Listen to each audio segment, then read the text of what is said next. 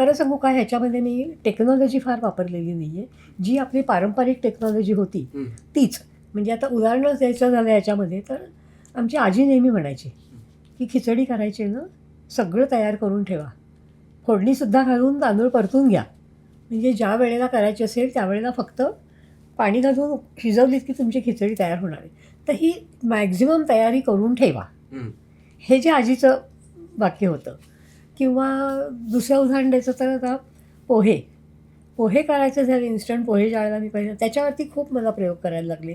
काय काय वेळेला ते बिघडत गेले. तर मला अप टू द मार्क पोहे बनण्याकरता. तर त्यावेळेला असं झालं की मी विचार केला ते आपण फोडणीला टाकलं की होणार. तर म्हणून बसल्या बसल्या विचार आला की फोडणी ही ज्यावेळेला लोणचं करतो त्यावेळेला आमची आजी म्हणायची थंडगार फोडणी झाली की मग ती लोणच्यात मिक्स करायची.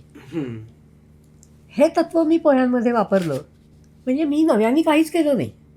नवीन टेक्नॉलॉजी काहीच नाही. हे पूर्वापार जी होती म्हणजे आमची आजी, आई ह्यांनी जे केलेलं आहे तेच, फक्त ते ना व्यावसायिक रूपामध्ये आणणं हे मी केलं. म्हणजे पूर्वतयारी इतकी स्ट्रॉंग करून ठेवायची की थोडंसं एक इन्ग्रेडियंट ॲड केला की तुमचं जेवण तयार. इन्ग्रेडियंट्स नाही, थोडीशी पाणीच मेहनत तेवढीच फक्त घ्या तुम्ही. पण तुमचा त्याच्यामध्ये तुम्ही स्वतः केल्याचा फील येतो. रेडी काहीतरी आणलं बाजारातनं आणलं आणि आमच्या पुढे ठेवलं आहे, बरोबर. हे तसं मनाला तेव्हा तरी नाही पटायचं. आता जरा त्याची सवय झाली आहे लोकांना की ठीक आहे बाहेरनं ऑर्डर करू.